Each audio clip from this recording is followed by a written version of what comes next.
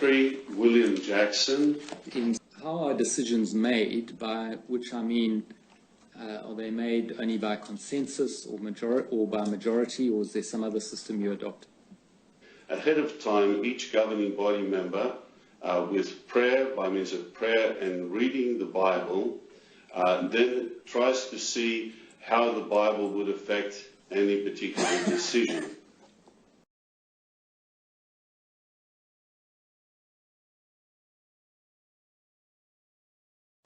So then in our discussion, generally from my experience, which has only just been the last 10 years, in most cases it's unanimous.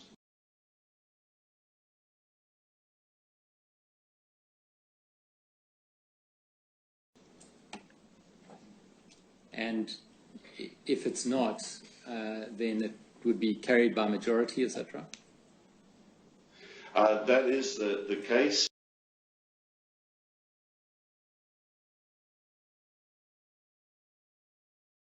And do you see yourselves as Jehovah God's spokespeople on earth? That, I think, would seem to be quite presumptuous to say that we are the only spokesperson that God is using. The scriptures clearly show that someone can act in harmony with God's Spirit. What's going on, world? Nicodemus checking in with you. And I'm sorry I had to do the clickbait to you witnesses. Basically, I want to go through this video and really kind of break down the claim to fame that Jehovah's Witnesses keep a lot of people in. Is that we are the only religion that do. We are the only religion that teach. We are the only religion that goes out. You know, all this, we are the only, we are unique. I'm going to break this down tonight. Because when you say you are the only, you have to have credentials to really make that claim. If I'm saying I'm the only one on earth that likes pizza, I really got to back that up. I can't say I like pizza and then you go down the street, somebody else like pizza. I got to be the only one. So Jehovah's Witnesses coming out with this we are the only one jive. It kind of falls flat when you do your research, folks. But anyway, I did a little clickbait because that's what witnesses do when we go to the hall. Normally, to get people coming back, the average Jehovah's Witness will love bomb newcomers. They'll love bomb them. You know, show an interest in them, ask how they doing, ask them do they need anything. You know, everybody come up to a circle around like he's a celebrity. I remember a couple of years ago, I was talking to this brother. He came up because he hadn't been at the hall for a minute. I was really wondering because I had went out with this guy, I went and shot pool with the guy. You know, I went and did a couple of things with this guy outside of the hall. Because I was one of them individuals that I really like to get to know different witnesses. I didn't, you know, it wasn't all about, when we going to be able to go out in service. I wasn't all about that, man. I wanted to know you outside because it could be a time where, you know, we might be, as they said, we might be put in jail together. You know how that is. You know, you know how that was out there spread around the hall. You know, we might be thrown in the same prison cell. So, or we might have to die for each other. So we got to get to know one another. So I tried to get to know as many as I could, you know. And unfortunately, the congregation didn't really, I ain't going to say all, because there were some ones I really liked it, you know, and they really invited me over. They really was welcoming. But unfortunately, the majority of them was not, man. And it's a sad case. But anyway, the guy, I haven't seen him in a minute. He came, it was like 10 minutes before the meeting, so I went, you know, see how he was doing, how he was, you know, what was going on. I didn't see him in a while. Out of nowhere, I heard somebody in the Kingdom Hall. Oh my God! Oh my gosh! Oh my gosh! Oh my gosh! She comes running out, almost knocked me over to get to this guy. And I'm like, is Jesus, who are you running to? Who are you so excited to see? Jesus? She talked to this dude, and she was so excited to see this dude. She talked to him for like 1 minute, went back in and talked to everybody else. I'm like, come to find out, this dude had a heart attack. You know, he had like heart problems, so he couldn't make it to the hall. He had a lot of sick issues. And he told her that, but only thing she did was, oh my God, and went back in the hall. Oh my gosh! Oh my gosh! Oh my gosh! And so the love bombing, it's kind of funny thing, man. But anyway, I just thought I'd share that experience with you. But anyway, I want to go through a couple of these books because Jehovah's Witness claim to fame is that we are the only one. And their credential for being the only one is this year, 1919. What happened in 1919? For people who don't know what happened in 1919, basically that was the year after World War I ended, right? But for the Jehovah's Witnesses who are really studiers, who study the history of Jehovah's Witnesses, and know that supposedly the faithful and discreet slave was appointed in that year. In the year 1918, Jesus came down and inspected the temple. Basically, every religion on earth that claimed to follow Jesus, Christendom as they call it, and out of all those, he picked a small group of Bible students in America. And so, I'm going to read a couple of references to show you what I'm talking about. First one, Revelation Grand Climax book. Alright? And I'm going to go through this and see if we are the only one. The proofs Jehovah's Witnesses use to say they're the only one. Let's see if it really just applies to them. Okay? Revelation Climax book, page 32. If you look at the box, it says, "A time is testing and judgment." The box says, as Jesus began his inspection in 1918, the clergy of Christendom no doubt received an adverse judgment. Not only has they raised up persecution against God's people, but they had also incurred heavy blood guilt by supporting the contending nations during the First World War. Christendom had fallen completely from God's favor in 1919. Okay, so basically by them supporting the war, that excluded them from being appointed as a faithful discreet slave. Okay, March 1st, 2004, Watchtower. And this is what the cover looks like. Okay, page, what page is this? Page 16 and 17. And this is paragraph 15 or 19. Okay, it says in 1914, Christ Jesus began his royal presence. 3.5 years later, in 1918, he came to God's spiritual temple and fulfilled Peter's words. So I guess the spiritual temple was basically a symbolic place within, all the Christian religions on earth at that time? I'm not sure what the spiritual temple was. Alright? I guess it represents all the religions that claim to be Christian at that time. I guess that's what it is. But anyway, Christ came to inspect in 1918. 1918. Okay? Of course, the majority of those who were to become Christ's anointed slaves during the time of the end were not yet serving Jehovah when Jesus began his inspection in 1918. Did they miss out on the inspection? Not at all. The inspection process only began in 1918. When the faithful and discreet slave as a class passed the test, individual anointed Christians continue under inspection until their sealing is made permanent. Okay, so 1919 has been indoctrinating Jehovah's Witnesses' minds forever. Okay, most Jehovah's don't even understand about 1919, but just read the literature. Anytime you see 1919, look it up, man. Look what they're talking about. All right, because something happened in the history of Jehovah's Witnesses. Okay, this one right here, January 15, 2008, page 24. It says when Christ inspected the slave in 1918. So from there, from 2004 to 2008. It went from Jesus inspecting the spiritual temple to Jesus inspecting the slave.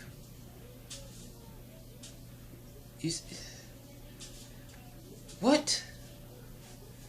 I'm not going to get sidetracked because I don't know, man. Alright, but anyway, in 2004 they taught that Jesus inspected the spiritual temple. In 2008 he inspected the slave. Okay, but basically the slave wasn't appointed to 1918. How do you expect the slave wasn't appointed in 1918? How did Christ inspect the slave in 1918 if the slave was not appointed in 1919? See, no one thinks about this stuff, man. But anyway, when Christ inspected the slave in 1918, he found those anointed ones on earth to be faithful in providing spiritual food at the proper time. Hence, Jesus the Master was pleased thereafter to appoint them over all his belongings in 1919. That's page 24, paragraph 1. Okay, that's out this one. That's the January 15, 2008. The Kingdom Proclaimers book. Okay, let me read what this says. Kingdom Proclaimers book, page 706. It says, when the world entered the last days in 1914, what group proved to be the one true Christian organization? Okay, so basically when Jesus became king in 1914, that's what he was concerned about. Who was the one true organization on the earth? According to Jehovah's Witness, according to this Kingdom Proclaimers book. The one true Christian congregation will have to be an organization that holds to the Bible as its foremost authority. Not one that quotes scattered verses, but reject the rest when they do not conform to its contemporary theology. It will have to be an organization whose members, not some but all, are truly no part of the world in imitation of Christ. The true Christian organization will have to bear witness to the divine name Jehovah and do the work that Jesus commanded, the preaching the good news of the kingdom. True worshipers also be known by their self-sacrificing love of one another, a love that would transcend racial and national barriers and unite them in a worldwide brotherhood. Clearly, when the time of the end began in 1914, none of the churches of Christendom were measuring up to these Bible standards for the one true Christian congregation. What though about the Bible students, as Jehovah's Witnesses were then known? Okay, God's Kingdom Rule books, the updated version of this one, right? The one they had to kind of update and consolidate. Let's see what it says about the inspection. Page 24, paragraph 30 to 35. Christ, as messenger of the covenant, will first act as a refiner of God's servants here on earth. What would that mean? Okay. So from what we just read here, let me break this down. Let me put a timeline, chronology, as if you will. He inspected the spiritual temple in 2004. 2008, he inspected the slave. Now he's refining his servants on earth. Which one is it, man? What would that mean? Malachi foretold that the refining process would not be easy. A daunting test arose in 1918. J.F. Rutherford, who succeeded C.T. Russell in taking the lead among God's people, was arrested. Okay, 1918. Supposedly when Jesus inspected the spiritual temple, when he inspected it, he had to refine the slave. He just inspected it. You're so dumb. You are really dumb. For real. They assumed that with the leaders in prison, speaking of the clergy of Christendom, the headquarters in Brooklyn closed up and the preacher work under attack in America and Europe, those pestilent Bible students were dead, no longer a threat. How wrong they were. Little did enemies of the truth know that Jesus allowed these hardships to afflict his people only because Jehovah was then sitting as a refiner and cleanser of silver. Christ evidently fulfilled a key feature of the sign of the last days. He appointed the faithful and discreet slave, a small group of anointed men who would take the lead among his people by dispensing spiritual food at the proper time. Okay, so basically, after Jesus became king in 1914, in 1918, he started to inspect the earth, or different people claim to be Christian, and out of all those different people throughout the earth, in America, he found a group of people. Alright, so for the Jehovah's Witnesses don't understand the year 1919, that's basically what happened. 1919, he appointed the faithful and discreet slave. That's the current understanding of Jehovah's Witnesses. Okay? Okay.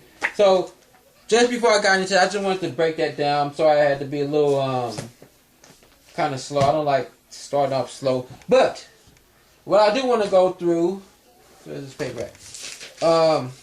Is the claim that because that's the foundation of Jehovah's Witness, the year 1919. If that year ever is diminished, the organization is pretty much over. Unless they find a way to basically sweep that under the rug or change what they believed about that. But basically, 1919 is the year Jehovah's Witnesses were handpicked by Jesus Christ himself. If that year did not exist, does that mean they were not handpicked by Jesus? Okay? So when Jesus came and inspected the temple in 1918, he found a unique group of people. Okay? He found a unique group of people. Now, I want us to, first of all, go through the doctrine, because a lot of times say, well, Jehovah is the only people that teach. The only people teach. The only people that don't teach this. And even the Revelation book talks about how Babylon was the originator or the original location of all these different beliefs. The immortality of the soul, the Trinity, astrology, all kind of different things. That's where all that stuff originated in Babylon. So Babylon the Great, or the harlot, Revelation 18, refers to all religions of the world because they all teach these doctrines. Okay? And this is supposedly gives the Jehovah's Witnesses credit because they don't teach those. So I want to go through, I want to break these down and see if that's really true. When Jehovah inspected the temple, or the temple in 1918, was Jehovah the only one preaching this doctrine? First of all, Jesus being Michael the Archangel. Okay? Now, most Christians will deny this. They'll say, we don't believe that. However, when Jehovah looked down, did he just see this group of Bible students say they're the only one who's preaching this? No. He would have seen the Seventh-day Adventist, who was founded by Ellen G. White, who was a Millerite. Okay? Now, the thing about the Millerites, they followed a man named William Miller, who predicted the end of the world in 1844. Now, that was a great disappointment because the end of the world didn't happen. We're still here almost 200 years later. Now, somebody who left that group, Ellen G. White, who left the Millerites, basically founded their own thing called the Seventh-day Adventist. Okay? Somebody else who left the Millerites started the Second Adventist group. And this group is the one Charles Russell went to. And he started to get involved in prophecy and Bible chronology. Okay? So as you can see, the Seventh-day Adventists and Jehovah's Witnesses, they kind of similar in their beliefs. So I'm not understanding when Jesus looked down, what was he looking at to pick a group of people to be his slave? Or to be his slave. I don't get this. I'm not understanding this. Okay? But anyway, Jesus being Michael Archangel is not just preached or believed by Jehovah's Witnesses, it's preached by the Seventh-day Adventists. Okay? Also, John Calvin, if you read his commentary in the book of Daniel, Daniel chapter 12, he actually says that he doesn't object to that belief. So John Calvin also kind of believed that Jesus was Michael the Archangel. Adam Clark and some early Pentecostals believed it. Even if you read the commentary on Daniel by John Calvin, he says that, let me see what he said. He says, some think that the word Michael represents Christ. So even in this time, some actually thought that Jesus was Michael, or represented Michael. Okay, another one is the immortality of the soul. When Jesus looked down, Jehovah was not preaching the immortality of the soul. Okay, that's called annihilism. Was they the only one preaching that? No. Again, the Seventh-day Adventists taught that the soul sleep, or the soul was not immortal. Also, there was a group called the Christadelphians, meaning brother of Christ. Okay, so when Jehovah looked down and he seen somebody preaching that Michael was not, Michael was Jesus, he would have seen the Christadelphians and the Seventh-day Adventist Jehovah's Witnesses. So what did Jesus actually pick? I don't know. What did he see that's unique about these individuals? Okay, no burning hell. Okay, Jehovah's Witnesses don't believe in a place of fiery torment. They teach that came from Babylon. That's a pagan teaching. Well, when Jesus looked down, he was seeing the Seventh-day Adventist also does not believe in that. The Christadelphians do not believe in that. The Hebrew Israelites, and interestingly enough, the Hebrew Israelites were formed before the Civil War. So the Hebrew Israelites were here before the Jehovah's Witnesses or the Bible students.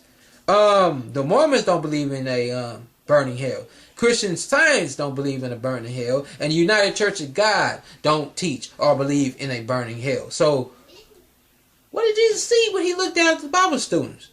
Okay, anyway, a restored earth or God's kingdom being set up here on the earth. Okay, now they'll say, well, some religions teach that everybody good go to heaven. Well, some do, but does all teach that? No. Again, the Seventh-day Adventists. Wait a minute. I'm seeing a pattern. Seventh-day Adventists, Jehovah's Witnesses, they teaching the same thing. So why didn't Jehovah pick the Seventh-day Adventists and not the Bible students? Christadelphians. Again, they right up there with them. The Christadelphians. They also teach that in the future, after 1,000 years, humans will be here on the earth. And Jesus will be here too. Now, the Seventh-day Adventists teach that humans go to heaven for 1,000 years, and after 1,000 years over, they come back down on the earth. United Church of God also preach that the earth will be restored and perfect, righteous humans will live here. Okay? So, again, I'm not understanding when Jesus looked down and inspected the temple, what did he see when it came to doctrine? There's supposedly these doctrines that came from Babylon the Great. Jehovah's Witness is not the only one who believe them. The Trinity. That's their big thing. Oh, we don't preach the Trinity. Every Christian religion preaches the Trinity. Well, not necessarily. The Mormons don't believe in the Trinity. Christadelphians, there they go again, don't believe in the Trinity. Christian Science don't teach the Trinity. United Church of God do not teach the Trinity. And the Hebrew Israelites do not teach the Trinity. So again, when Jesus looked down at doctrine and which one was preaching it, who was preaching Bible truths? If Jehovah's Witnesses claim that these are Bible truths, then that mean Seventh-day Adventists? Christadelphians is basically on the same page as Jehovah's Witnesses. So why Jesus didn't pick them two groups? Why he picked you? Now, when it comes to the practices, the holidays, okay, they don't celebrate Christmas. Now, when Jehovah looked down in 1918, when Jesus looked down in 1918, did he see Jehovah not celebrating Christmas? No, they were actually celebrating Christmas. They were actually celebrating birthdays. All right? So he seen them celebrating holidays. All right? So what did he see about these Bible students? I'm not sure. I'm not getting it yet. It's not registering to me. Can somebody please help me?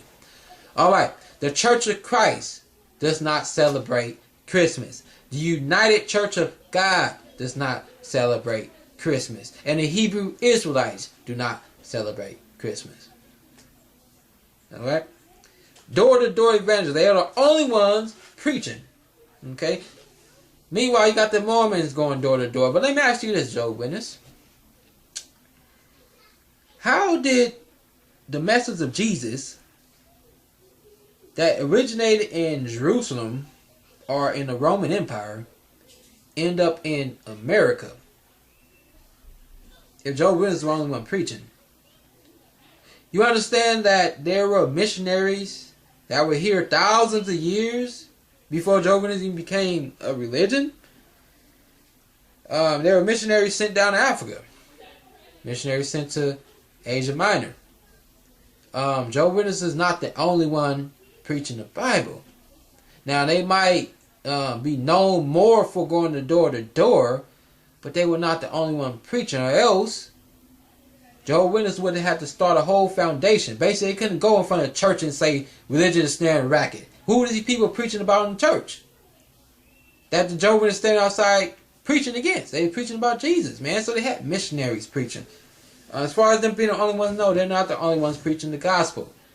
Alright? They don't get involved in politics. That's supposedly why Jesus condemned it, because they supported the war. Well, actually, Amish don't vote.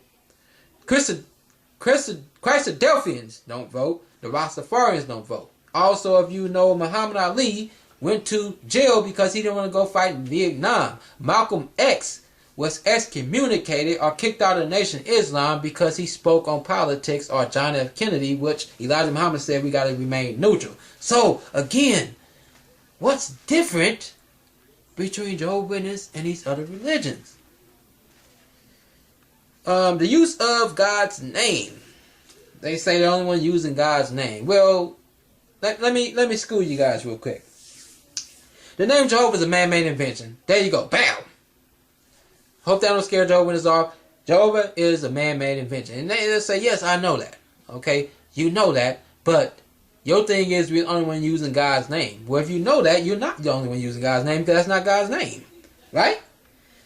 Jehovah was created, the name Jehovah was created in the 13th century by a Catholic monk. Basically, he took the Hebrew consonants of the Tetragrammaton and intertwined them with the Latin vowels of the word Lord.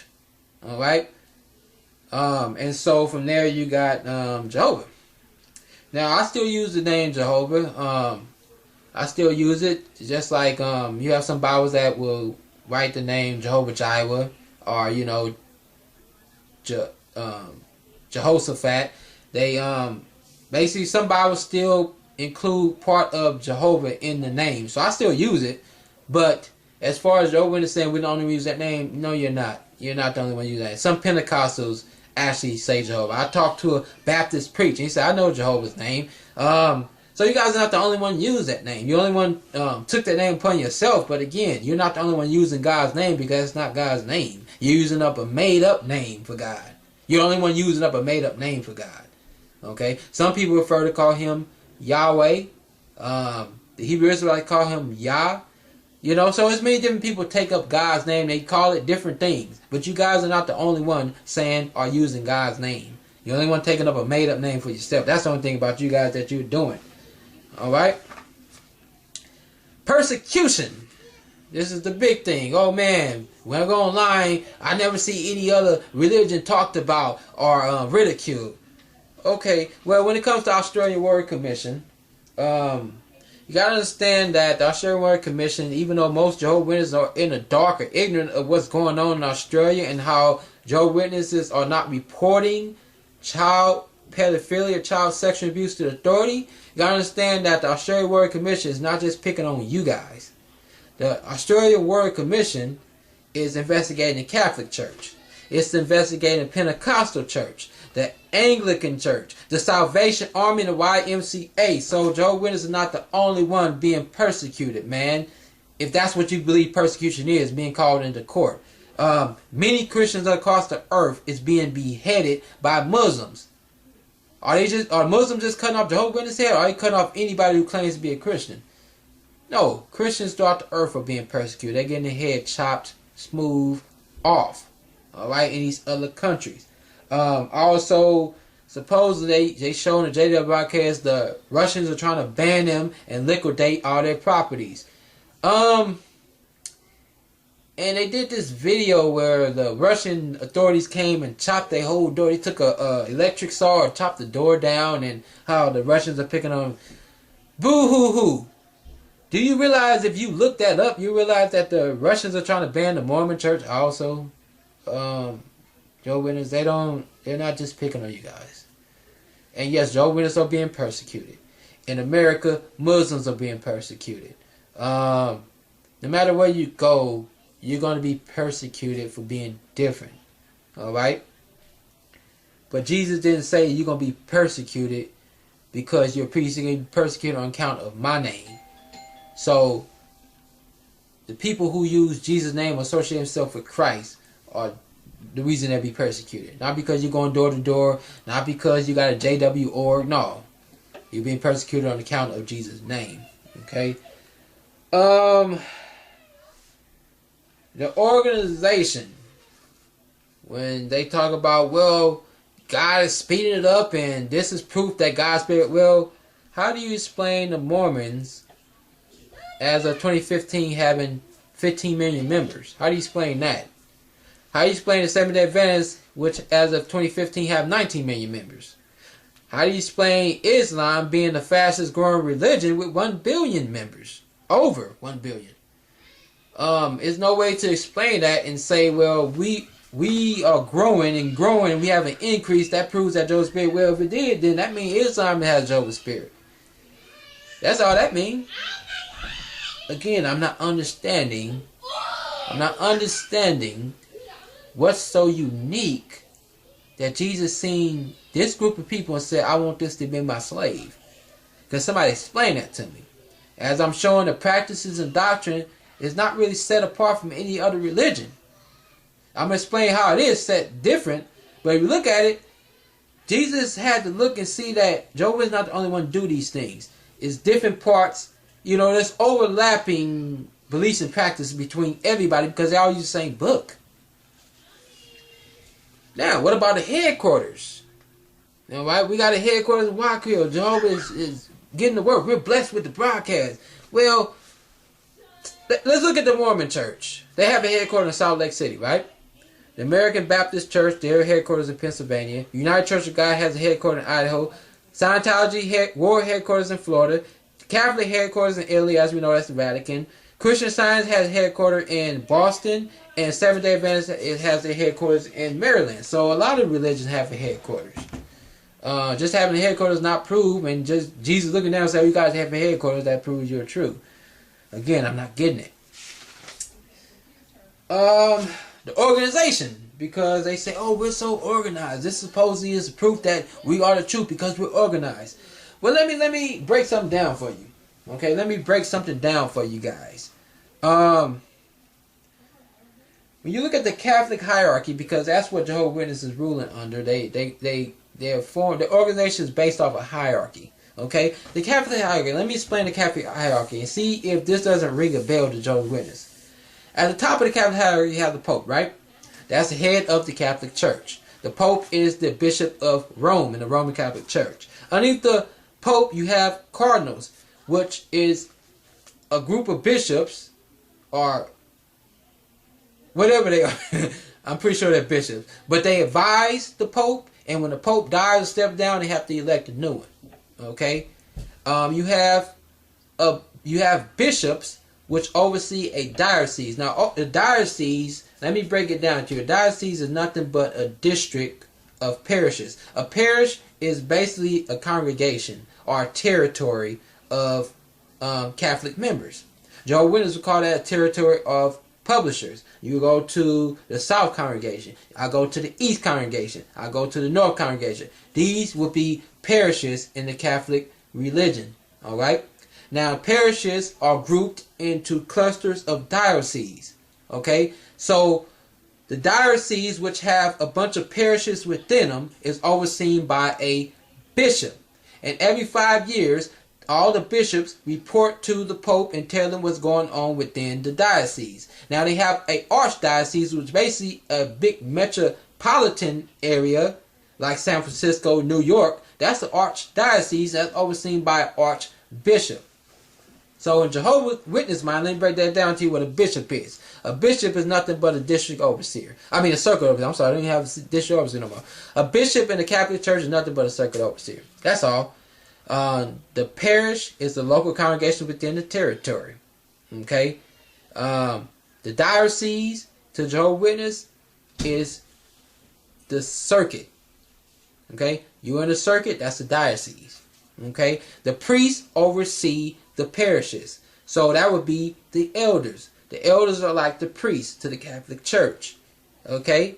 And then you have the deacons. These are assistant priests who help out with doing weddings, funerals, passing out the sacraments. These are the ministerial servants to you, Jehovah's Witness. Okay? So again, they're organized also, and it's just not a Roman Catholic Church and the Vatican, they all split up. No, they're united too. The bishops have to go report to the Vatican what's going on within their diocese or their region, right? What about the Mormons? Man, my head hurts so much. I'm trying to sort this out. Interesting. The Mormon, their hierarchy, the hierarchy of the Mormons is 15 apostles.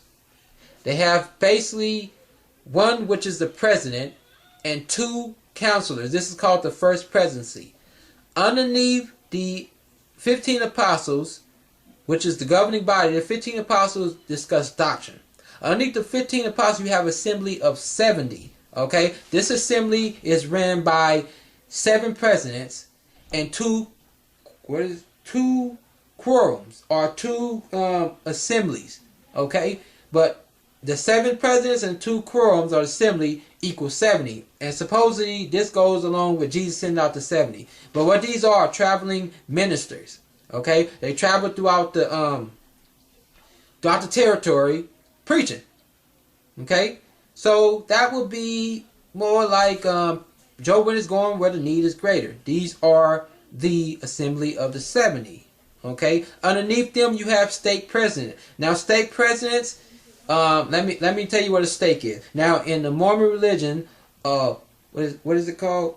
A ward, like you in prison or something. A ward is the local congregation. And over the ward you have bishops. These are the elders of the local congregation, local ward. Now wards that are grouped in together are called stakes. And over those stakes you have a stake president, which is, again, according to Jehovah's Witness, the circuit overseer.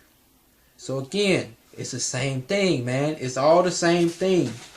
I'm just not understanding when Jesus looked down, what did he see? What was so unique about these individuals? The dude went to prison and what? What happened? He went to prison and Jesus said, okay, he stayed faithful in prison, came out, that's the slave I want? No. He went to prison because they considered his books or what he was publishing extremist or extremist material. That's all. Oh man, I forgot to read this too about the slave. You guys can read it about the slave and how Jesus went to inspect it. Isaiah Prophecy, Volume 2, page 397, talks about the inspection of the temple or inspection of the slave, whatever it's called. But as you can see, Jehovah is not the only one to have an organized religion, man. That's why there's called organized religion. They're organized, man. They have certain levels of authority, and that's called a hierarchy. So, after all considering all that, I'm just wondering, 1918, Jesus looked down. He didn't look over there in Jerusalem. He didn't look in Africa. He didn't look in China. He looked in Asia. He lived in Mexico. He didn't look in Bethlehem. He looked in America. The Christian religion over here. And he seen one man go to prison with a group of other men. And that's how he decided who the faithful slave was. I remember I did a video. I called it Watch Taqueria. You know what? They're moving away. So what I'm going to start calling this is JW.Smorgasbord.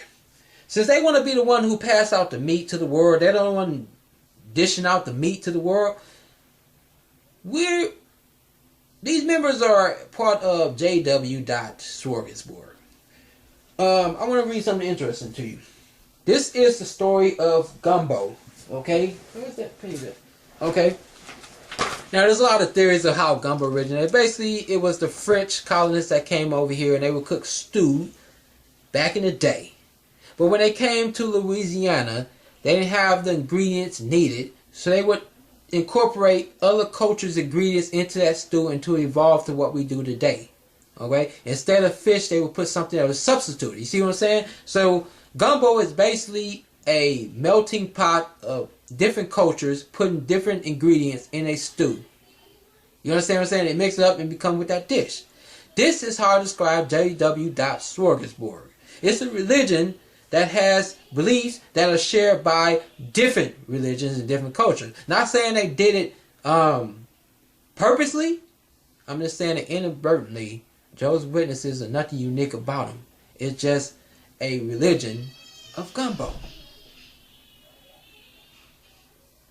The Christadelphians, Seventh-day Adventists, and occasionally the Mormons. These three cults are religion. Four could be what came together and put all the ingredients in there, and that's how you have Jehovah's Witness. There's nothing unique about it. It's kind of like a house on the street. You know, each house has their own color. Now you could say, well, the difference about us is nobody teaches the same thing as us. Okay, that might be true. They're not all the same. Everyone don't teach the same, and that's why it's a religion, because everybody don't teach the same. However, if you have one white house, one yellow house, one blue house, one pink house on the block, you could say, well, I'm going to paint it all those colors. And you might say, well, every house is not like us because ours is different colors.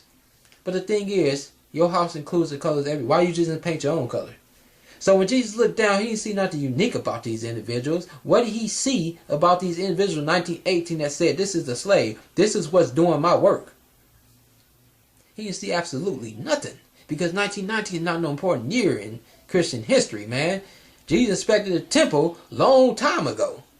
Why he wait till almost 2,000 years after he died to come down and inspect the temple, man? Jesus, the Bible say Jesus got all his authority when he was resurrected. Why he wait 2,000 years to exercise it? But anyway, folks, I just thought I'd share that to you. I know I'm kind of long-winded with mine, but that was just interesting. I was just wondering, everybody know the answer to that, man? Let me know, man. Just let me know. What did Jesus see unique about this group of people? I don't know, man. One thing that had me was I'm thinking they don't want to teach these things. But then I looked up other religion, they didn't. When I read the Isaiah prophecy and Daniel prophecy, I'm thinking the only one interpreted Daniel prophecy. Then I look at all these Bible scholars and things like that, and they said the same thing. I'm like, did Jehovah's Witnesses read the Bible scholar and got these interpretations from them, or did God give them the revelation?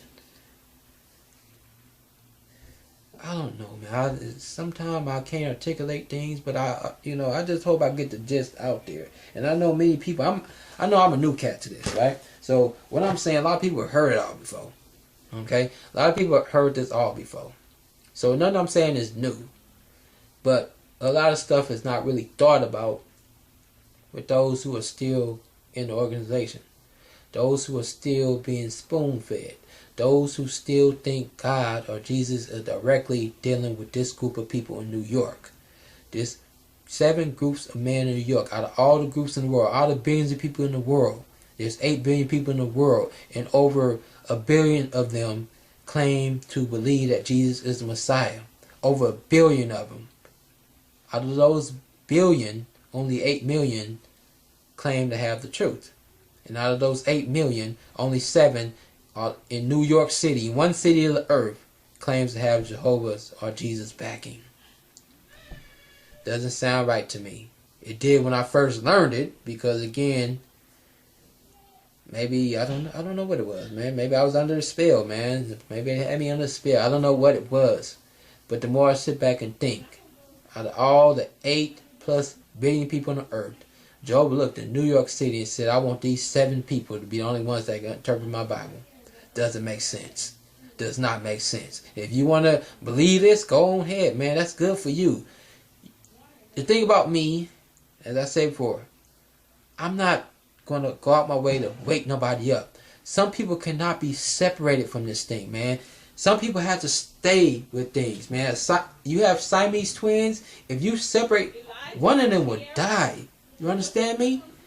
When you have people that's been married for so long, once one die, eventually, shortly thereafter, the other one's going to die. So, for those who feel they can never leave, stay, man. That's for you, man. I don't want to take it, because some of these people, you will take their life if they left this. This is all they have to live for. Those witnesses up in their 70s and 80s, if you took this away from them, you would really be killing them. So, I think I'm more here to share what I've learned. And those who come to this channel and look at it, I think I'm kind of confirming what they're believing. I'm giving you, because sometimes before a person to take a jump, they need, a push. They need a hype guy. I'm kind of like the hype guy for those who's ready to jump. Take that leap, man. I'm kind of like that person. But those who want to stay, good for you, man. Whatever floats your boat, stay, man. If that's going to keep you alive, stay there, man. If that's making you happy, stay there. All right? But for those who are not sure if this is the truth or not, that's the people I'm talking to. But just ask yourself this, man. When Jehovah or Jesus came down, supposedly inspected the temple or the slave or America or Christian religion, whatever he inspected in 19, it wasn't specific. What did he see unique about the people that was around Joseph Rutherford? What did he see that was unique? But anyway, man, I know I've been talking for a long time, and I think that's all I have this week. But until next time, I'm out.